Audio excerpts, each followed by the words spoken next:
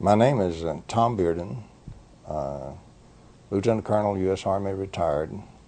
Spent 20 years, a little more than that, in the active military, mostly in air defense, various other assignments, field artillery, technical intelligence assignment, liaison to Canada, to some technical work going on site in turbulent wakes and reentry systems and so forth at the Canadian Armament Research and Development Establishment, and spent quite a number of tours in basically R&D work in the military, developing missile systems and things like that.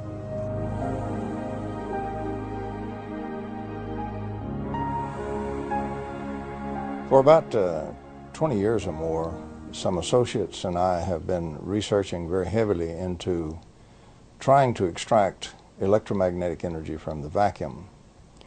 Now, we did so under somewhat duress because the conventional electrodynamics model does not allow this to happen. In other words, it doesn't allow you to extract excess energy from the vacuum and use that to power your load. So it doesn't allow you to make a self-powering system.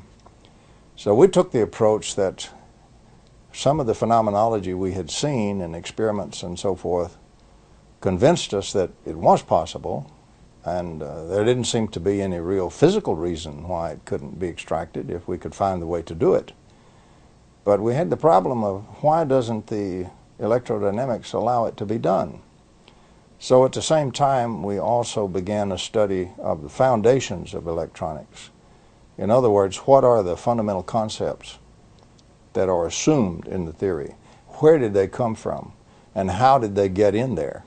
And that turned out to be very interesting and very pertinent, because electrodynamics kept getting modified and restricted is what kept happening to it. The original theory that Maxwell had was 20 equations and 20 unknowns, quaternion type equations. What we've done is the closed current loop circuit, where all the carriers have the same mass per charge ratio. All the buckets have the same weight, so to speak. Anytime you build a circuit like that, it's quite easy to show that the amount of energy that circuit collects, when we do this free regauging and we do increase its energy, ever how much it collects, it will then use precisely 50% of that to destroy the thing that let it do that. And it's really the dipole, the source dipole. It will use that to kill itself, so to speak, and have no more excess energy. The other half will go out to the circuit and power the loads and losses. That means less than half gets to the load. Well, to restore that source dipole, in other words, so we can get some more energy in to use, it costs just as much to restore it as was used to destroy it. So we got to put in more than we can ever get out in the load with such a squirrely circuit. And that's the only kind of circuit we've used in power systems since day one. We're still building them. We're still making power systems that deliberately kill them. So we pay the power company to have a giant wrestling match inside its generator and lose. That's really what we pay them for. So that doesn't seem to be the way to run a railroad. It would seem to be much more ideal to freely change the energy of the system, pay a little switching cost so we get it switched over to the load and dump it in the load and let it go, let it power the load. And so you can do it. So the problem we ran into was that the electrodynamics had actually been modified to throw out the very kind of systems that we had seen in our experiments, evidence that could be done, but violates the ordinary electrodynamics. And we can do it and not violate conservation of energy. We can do it in accord with thermodynamics, and we can do it in accord with physics and electromagnetics. Now, this is absolutely rigorous. I don't care how many folks want to check that, it will hold up. It is rigorous. So this was one thing we established from the study of the foundations of electromagnetics. You are permitted to have electromagnetic systems that power themselves and their load, and you don't have to put in the energy. They take it from the vacuum, the active vacuum. Our engineers are taught to throw away about 10 trillion times, for a typical average case, as much energy as they pull out of the vacuum without even knowing it in a generator and a battery. And it's pouring out down the circuit and misses the circuit. They throw all that away and only calculate the little bit that we catch in that circuit and then use. Now, when we measure the circuit, we obviously measure the energy being dissipated by the various pieces of that circuit. Well, if the energy is being thrown out of there, it had to get in there. So obviously the measurements of the circuit will match Poynting's theory, because it'll match the energy that actually went in there to get dissipated. Like the country boy said, you got a pipe here, so to speak, and it's got some holes in it. If you measure all the water flowing out, that's how much water come in it. Now your whole river can be around it and missing the pipe, and you won't measure that. So we have built a whole science based on throwing away this enormous energy that is pulled out of the vacuum by every little old separation of charges, every dipole. Well, in the 50s, in the 1950s, particle physicists discovered, Wu and others discovered broken symmetry. They discovered how fundamental a process something like this dipole is, where we separate two opposite kinds of charges. And T.D. Lee, for example, looked at it for physical charges and so forth, and Lee won a Nobel Prize for it. Any dipole is a broken symmetry in the furious exchange with the vacuum. It's a broken three-dimensional symmetry. What does this mean? Cutting through all the words and getting down to country boy language. It means that nature does not insist on conserving energy in three dimensions. We do, because we have a three-dimensional mind. We like to think in terms of space, because observation itself destroys time, and what we look at is spatial. So we like to think the world is made of space, not space-time. However, nature loves to work in four dimensions. Her fundamental law is conservation of energy must apply in four dimensions. Now, you're not going to beat that one, so never think about that. But there is no law of nature that requires you to come in and say, also it must apply simultaneously in three dimensions. If we build some gadget that makes it apply in three dimensions, we apply an extra constraint on what nature will give us. Turning that around, we go around building things that insist on having this three-dimensional exchange of energy. We got to put it in three dimensions for whatever we get out and lose some in the middle. So we got a terrible situation all the way. It's called entropic engineering. We always got entropy beating us to death. Never go over unity. Forget it. Lose a lot. We talk about, efficiencies at 30% and so forth for our power systems when we talk about burning the coal and all that stuff. But nature doesn't require you to do that. All you have to do is break a little bit of this three-symmetry set of chains where you have tied her feet to the floor.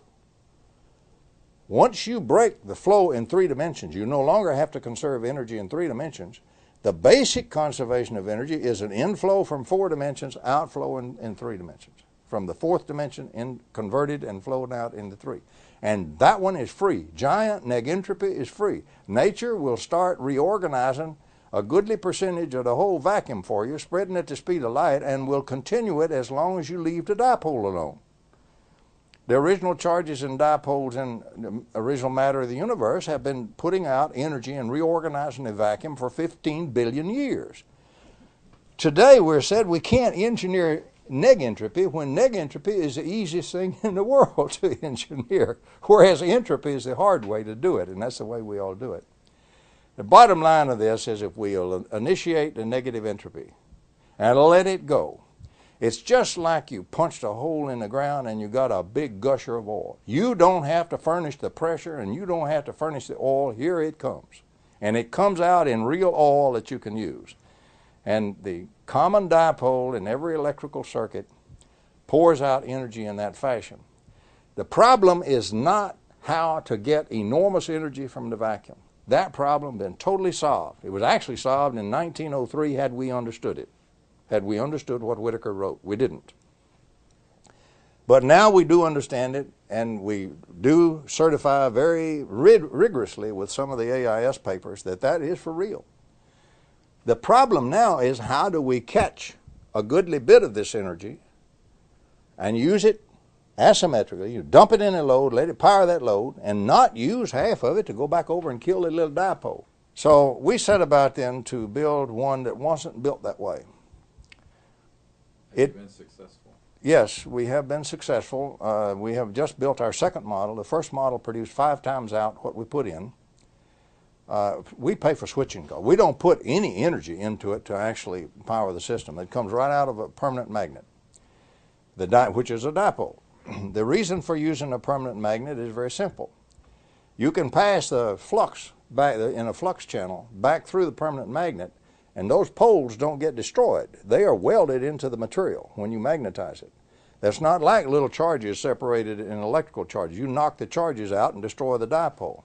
So we can bypass one of the big problems with a permanent magnet. We don't have to destroy the dipole.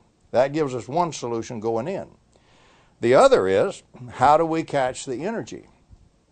Well, that turned out to be fairly simple. We found a material which will separate the magnetic field from what's called a magnetic vector potential. The vector potential flows unceasingly from the magnet. It'll flow from now for the next 15 billion years. You can't slow it down. You can't change it as long as that magnet is there. So you have plenty of energy flow. The question is how to use it. So we use it by diversion. We reason that this flow will replenish. It's like a river. It's like a humongous river. If we dip some energy out of it, it'll replenish the hole we dipped out of at the speed of light. So for all practical purposes, instantly. So we can dip and dip and dip. We have to pay to switch to do that. But we can keep dipping, and the water feels as fast as we dip it. Then if we come down to another area and we let the water that was replenished still interact with something, and at the same time we dump the water that we dipped in there, we will have more energy by far than what we're paying for dipping. So we looked at it as an energy flow process, which it is, and we found a material which would do part of the dipping for us. It will separate the magnetic field from the magnetic vector potential. Yes, there is a history, a long history of over-unity systems. What has happened to them? For example, Nikola Tesla had one. Basically, his big magnifying transformer that he had on Long Island was such an over-unity system. The way that one apparently worked is he got the entire Earth itself in resonance. The crust of the Earth, as you go down in there, is made of highly nonlinear materials, particularly when you get down to the perovskite or whatever you call that stuff.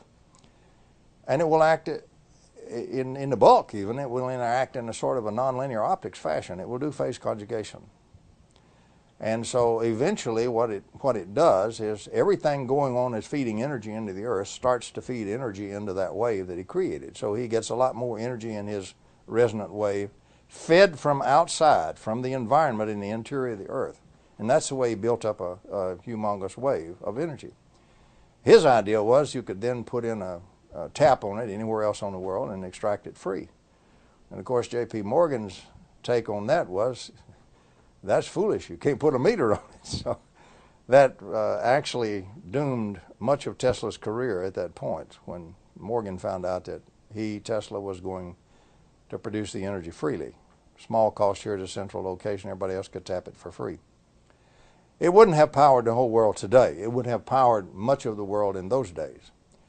Tesla also, we're pretty sure, put a system in a car and ran a car on it. And the reason we're pretty sure is his nephew who rode in the car with him is still alive and can describe the incident and how the engine had no gas, no input of power, and would still run once Tesla got it started. And we know it's perfectly possible. Tesla apparently knew how to use this giant negentropy process that's universal everywhere. Energy is free for the taking from the vacuum anywhere you want it. We just have to learn to use that. Some of the breakthroughs in the past have been deliberately suppressed. I will name a few.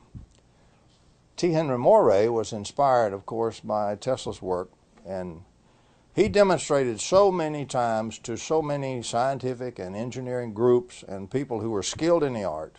There is absolutely no question that T. Henry Moray had a system that produced about 50 kilowatts out of a 55-pound box.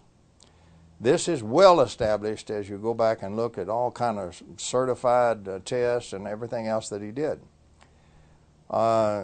There's all kinds of skullduggery that happened there. I don't think T. Henry Moray ever got a decent chance to ever do anything with that. The Russians even tried to kidnap him at one time. It reads like a James Bond movie, but it's real. It really happened, and it really happened here in the United States. What year was that? This was before the war. This was in the 1930s. In the same general period of time, one of the greatest electromagnetic fellows we ever had, scientist, was Gabriel Krohn. And Gabriel Krohn invented a true negative resistor working on a Navy contract for Stanford University. He was never permitted to reveal the exact way that he constructed his negative resistor. But I used direct quotes where he, in fact, said we have a negative resistor and we can disconnect the generator from this network analyzer when we got negative resistors in there because they will power the circuit. So that one was, in fact, suppressed. I don't know whatever happened to it, but it vanished. And he never did reveal the secret of what he called his open path, connecting any 2 points in a circuit. But it is in the literature and is well documented because he was perhaps the leading electrical scientist in the United States at that time. Well, there's another one that went down the tube. Various and sundry people have made casual ones from time to time over the years. I'd estimate probably 50 different inventors have casually invented something. Even if they didn't understand it, they did get it to go over unity. We're never able to get anything done with it.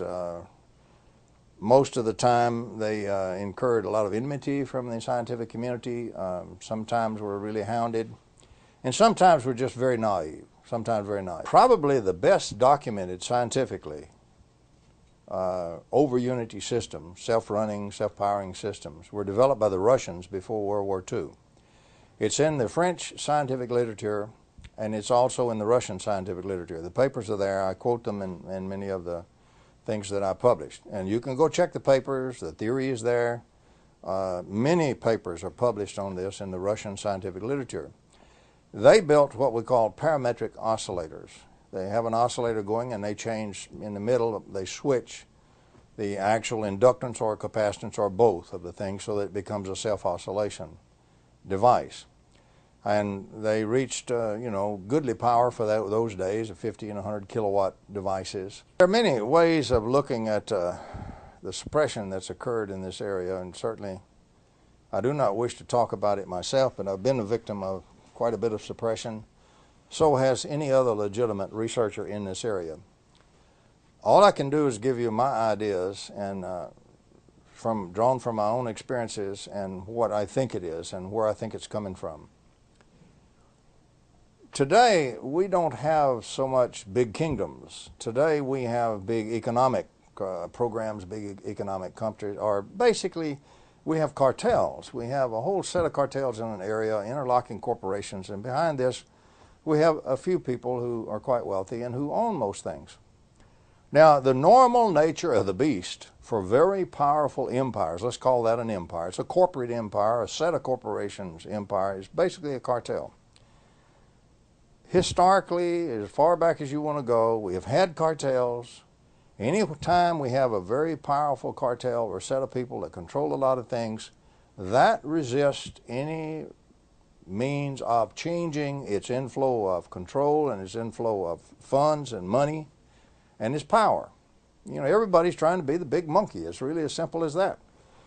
And so the more powerful the agency, the more powerful the group, the more powerful the cartel, the more they will resort not only to legal means but to extra legal means to suppress their competition.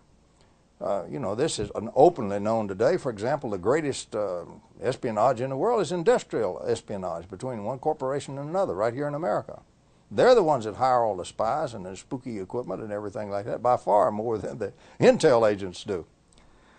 So that's one thing we have. We have the giant industrial, or really cartel, economic cartels in energy.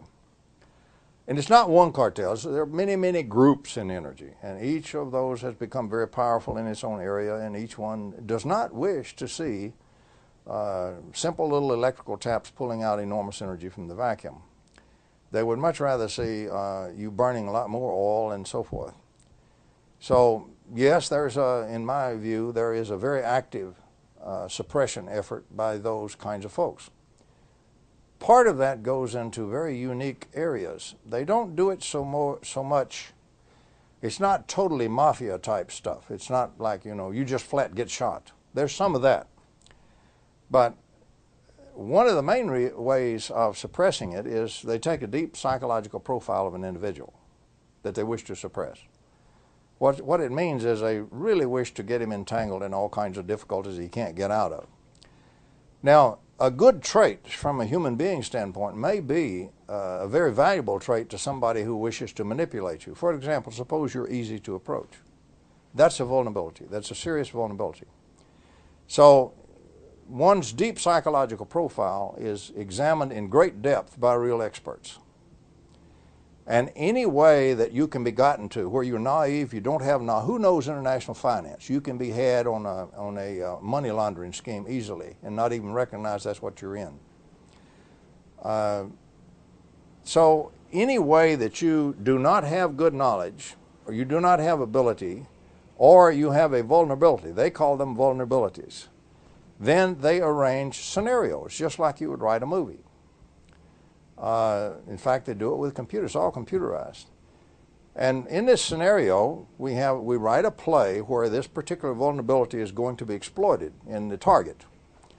Now, they keep deep psychological profiles on lots of useful fellows.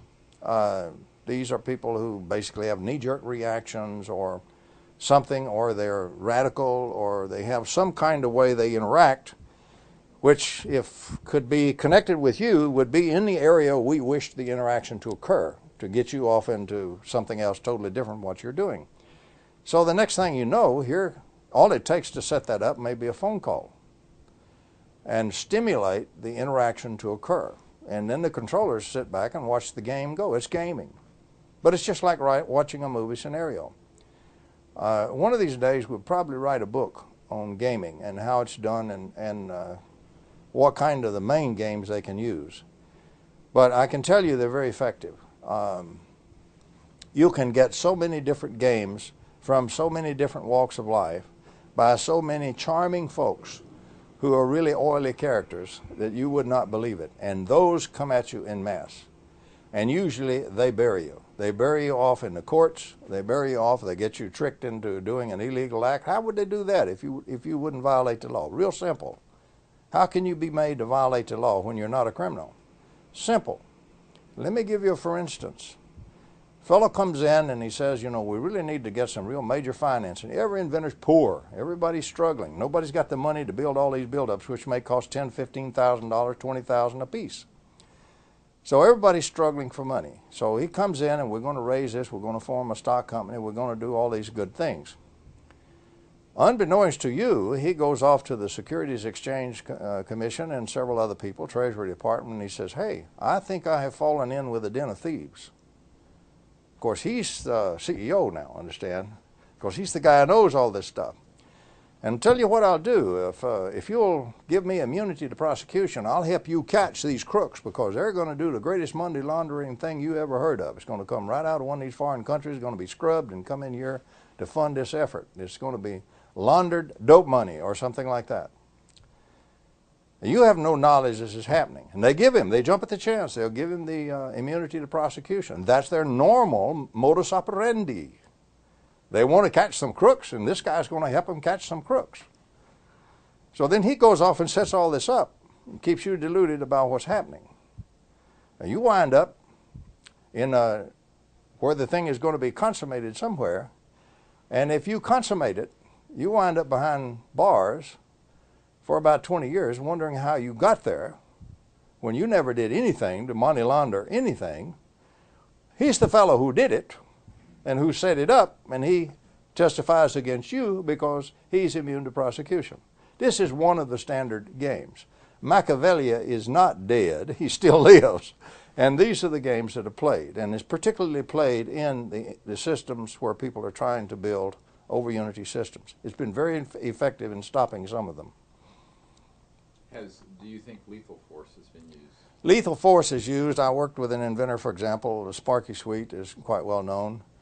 And he was shot at once with a silenced rifle a sniper rifle from about 300 yards. The only thing that saved his life was he was an old guy and very feeble there towards that part of his life. And he was stumbling as he coming up the steps, and he fell down. He just flat fell down on the steps, caught his foot, and fell right forward. And as his head went forward, the bullet went right by where his head was. And, of course, the assassin was never found.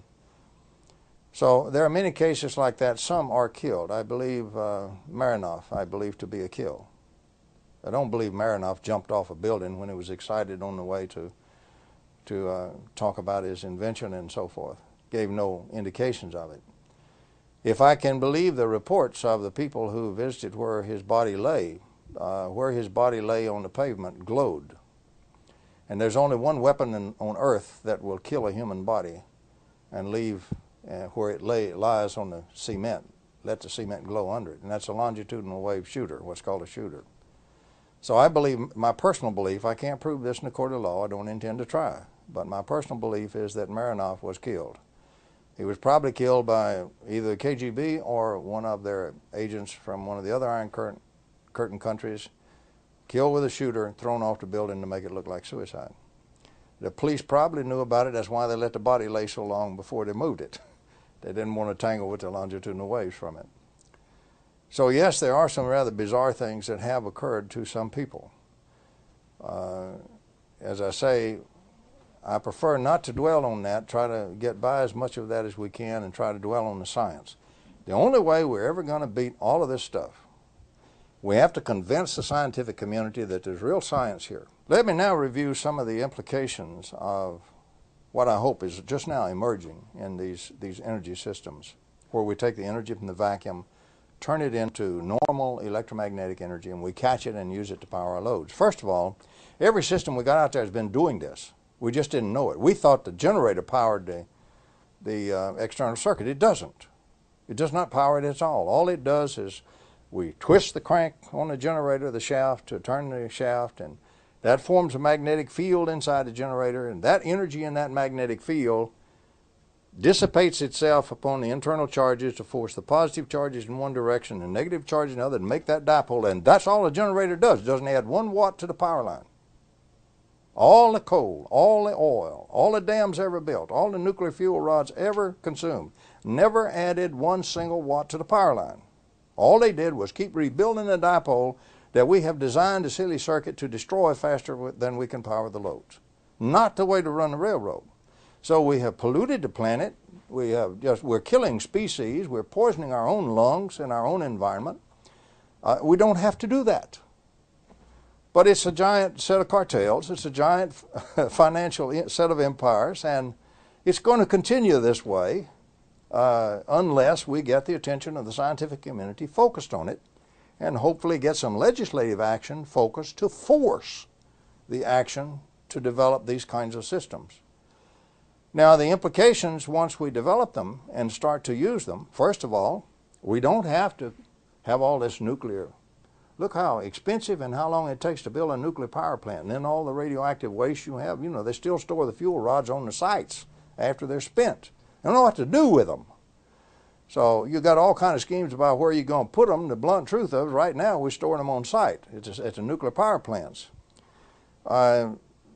The other thing is we don't need to pollute with all these hydrocarbon byproducts. We don't need to pollute the whole biosphere like that. We don't have to burn all that stuff just to make a dipole. Quit destroying a dipole, you don't have to remake it. So if we use the system where we extract it from the vacuum, we can clean up this biosphere. We can also, right now, one of the greatest critical things we have, in my view, the supply of oil is not lost, but the supply of cheap oil has now peaked. We are there. What this means is we will continue to get some oil, yes, but it will be more and more and more expensive year by year by year. Meanwhile, the demand for electricity goes up everywhere in the world, which drives the oil curve again, and what you have is the classic escalation of prices type situation. The demand is up, the supply is down, the supply gets more and more expensive to try to fill it, and so the cost just going to go up, and they're not going to stop. Well, what happens? Somewhere along the line of about 2008, the way I look at it and project it, we're going to have a world economic collapse. The economy cannot stand such increases as is going to come up. And God help us if we have a war in the Mideast. Nobody knows what. Maybe 2006, instead of 2008. But I believe by 2008, we will see the world economy collapse. Now, about a year before that, as the economies are crumbling, not everything runs up and like a square wave collapses in one instant. As they start to crumble, and the stress on all these populations and all these leaders and all these nations increases so much, desperate people will do anything Desperate leaders, particularly fanatical leaders, will do anything.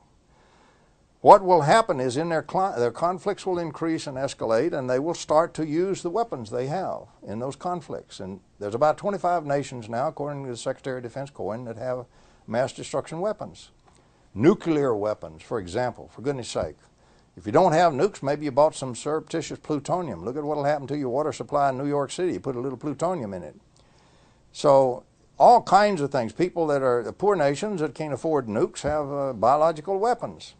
But about 25, and it's growing all the time, has weapons of mass destruction. Now, by the way, those weapons are already in our large populations.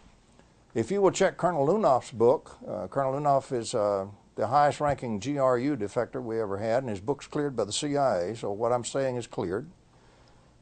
Lunoff tells you how the Russians introduced the nuclear weapons surreptitiously into their operatives on the ground and secreted them in the U.S. He tells you how it was done in the book. So read the book.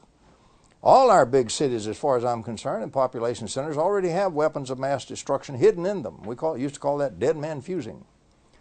And so all the nations have dead man fused one another one way or another, and all the old studies showed that in a heightened tension, great conflicts and high tension, whenever they start popping the nuclear weapons or the weapons of mass destruction, you have a very formidable thing that happens to you. Nobody has defenses. Since we have no defenses, the only thing you have is like a fencing duel. You have to hit the enemy before he hits you. You have to destroy him or you will be destroyed. Mutual assured destruction is a funny acronym. The only thing that's debatable about it is whether the destruction shall be mutual or unitary. What happens is everybody fires on perception of preparation by his adversaries. And you have to fire everything you have as fast as you can, as rapidly as you can, as massively as you can to try to destroy your enemy, and otherwise you have no chance of survival. So what we get is the great Armageddon everybody's been dreading. The energy crisis going right now, in my view, will probably evoke a great Armageddon that we've all feared so long in about 2007, if we don't solve the crisis. We back up from that, it means the first quarter of 2004, these things had better be rolling off of the assembly lines like sausages, or we can all forget it and go home. It's too late to change it. That's how short a time we have and how short the rations are.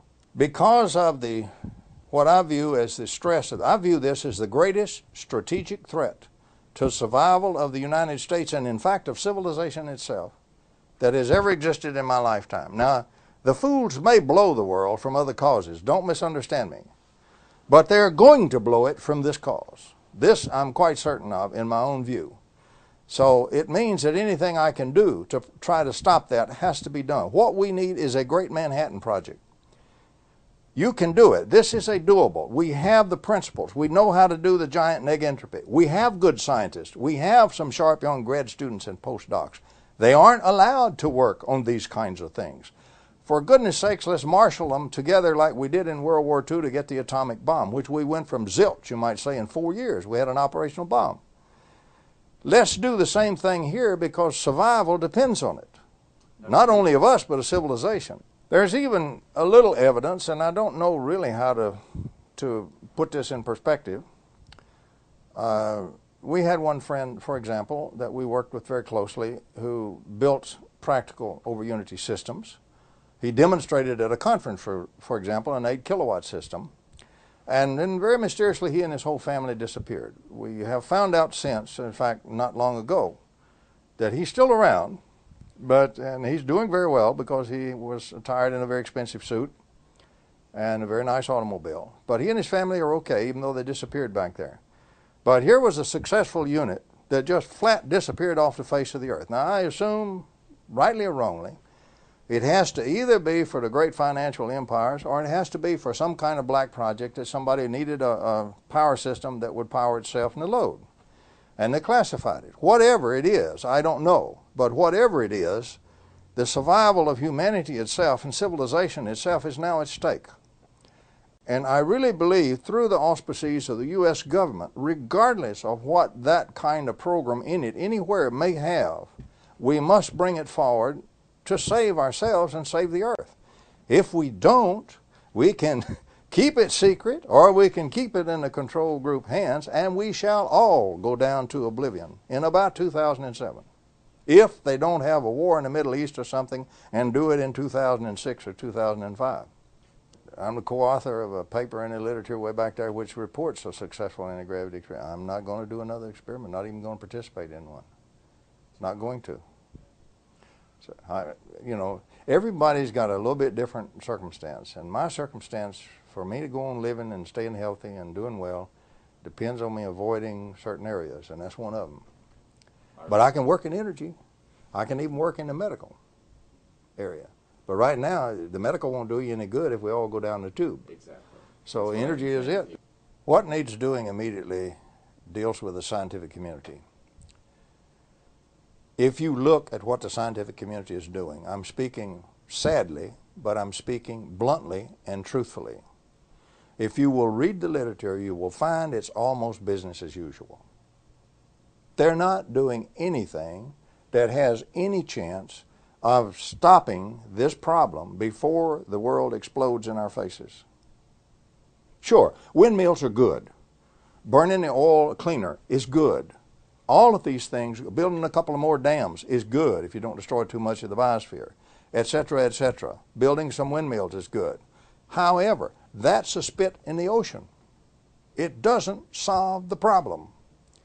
The problem is just exactly like what we had in World War II. We have a problem, it's a doable, it can be solved very quickly because we've got the first half of it already solved, how to get the energy out of the vacuum. So half of it is already done. But we can't get the scientific community to move on it, to turn those young grad students loose and those young postdocs loose. The professor at the university, for goodness sakes, is trapped. He's absolutely trapped. All the universities are greedy. They want the overhead money. He's got to bring in extra money. He's got to get patents. And of course, he's got to get his papers published. So he's caught in a process where he must compete for the packages which are put together and come down for availability to compete for. If he doesn't get those packages and win them, he doesn't fund his grad students, he doesn't get the overhead money, he's going to be lucky if he's working for the grocery store instead of being a physicist.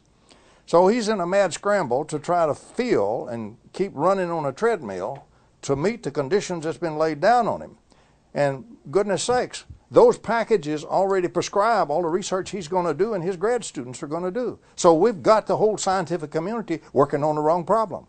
And what could the U.S. government do about that? What we can do is do just like we did in alternative medicine, or really like the Manhattan Project.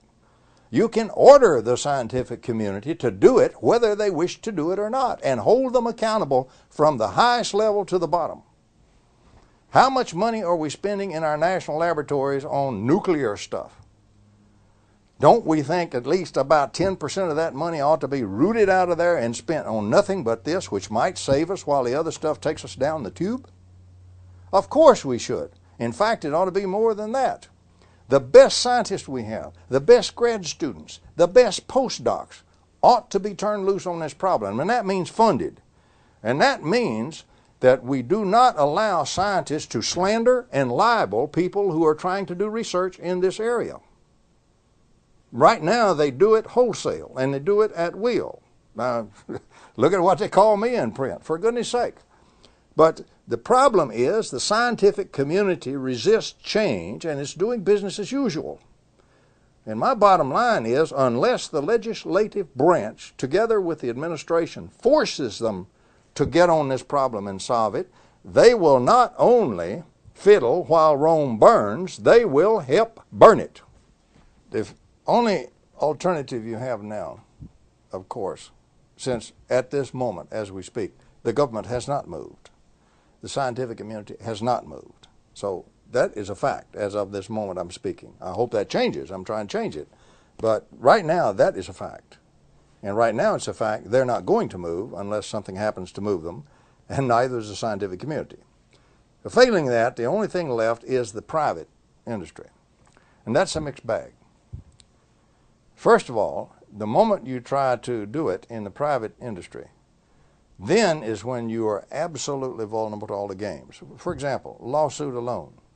can hang you to where you will never come out of it for the next 15 years. The lawsuit doesn't have to be justified or anything at all. You can sue anybody for anything if you've got enough money to file the suit and want to swear. Simple as that.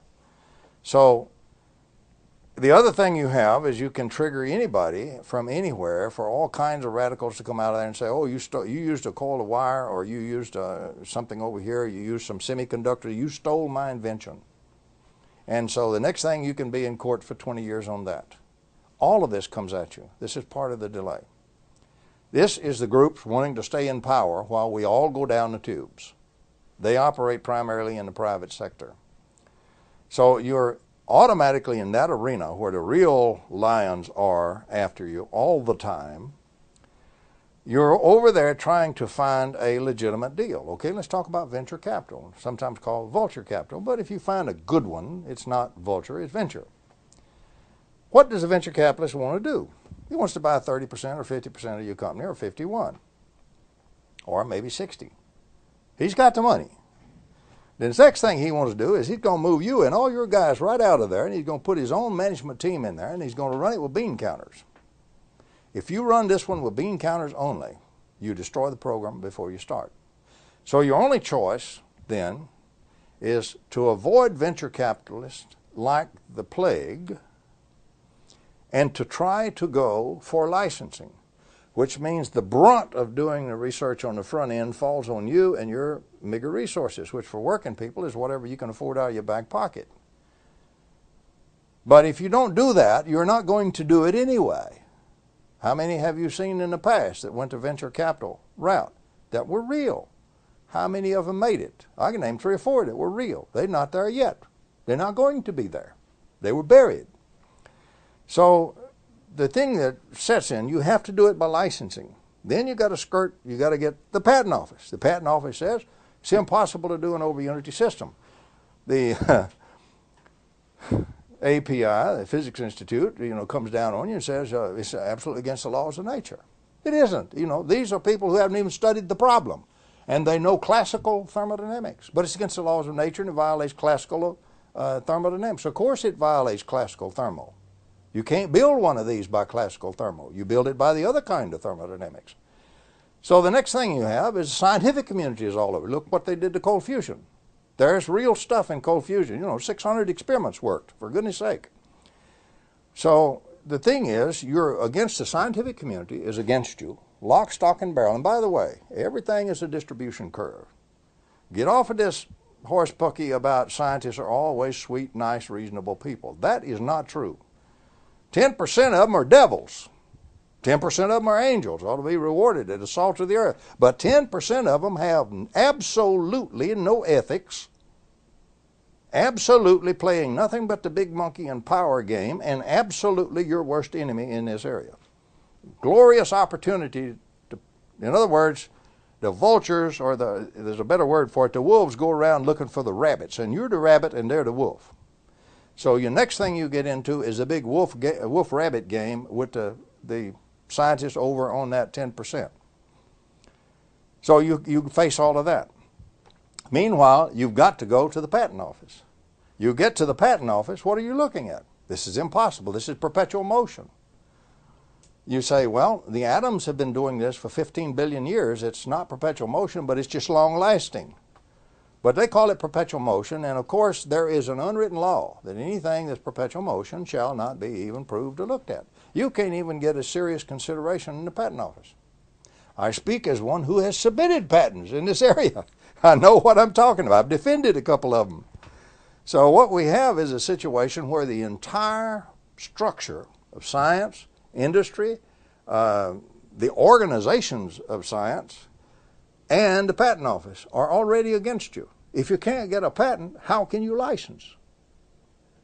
So it's a real neat little thing. It's the old chicken and egg situation. If I had the chickens, I could get some eggs. If I had the eggs, I could get some chickens. This situation is designed so you never get chickens and you never get eggs. So the only thing you can do is to try to put your head down and continue with that and do one other thing, communication. Fortunately, we do have the internet. Sure, it's full of a lot of bad information. It's also full of a lot of good information. You just have to discriminate. So the other thing you have to do to have any chance at all is communicate, communicate, communicate, communicate, which we do to the limit that we're legally able to do and not lose our patents. If we can get the government to move, they can cut through all of that by simply issuing the order to do it. And that's what it's going to take. We're going to struggle with this other, but I'll make you a prediction. If the government doesn't move, there's a 75 to 80% chance we will fail. We certainly won't make the first quarter of 2004. And if we miss the first quarter of 2004, not just us, there are several other inventors and groups in the same area that have systems that work. We are not the Lone Ranger here at all. I want every system out there that works and is real going. We need everything we can do. But if we don't make it by the first quarter, then we may as well all go home and enjoy our families for the time we have left, because it's going to blow. It will be too little and too late. And don't come in 2006 when any fool can then see the world is fixing to blow up and say, would you guys like to try this? I'll say, no, I'm going to enjoy my family while the time I have left. You blew it back in 2000 and 2001. You decided right then to blow it. And so it's on your head. And that's will be all we can do if we don't make the schedule. Everybody wants a modern life. They want to get out of the mud and the slime and everything and have lights and have, things that are powered, and have industry and jobs and homes and schools. These are common strivings from the human heart. And to try to do that the way we're doing it will destroy the planet, and we will forcefully destroy each other. It seems to me we just ought to be wiser than that. Funding from individuals, the funding from governments is necessary to get the ideas out, to get these people that are thinking outside the box, beyond oil, to begin to supply the ideas and to get the scientists working on those ideas to bring out all the problems that we have with these technologies in a timely manner, instead of them sitting on the fringes for long periods of time. Well, there's some things I know.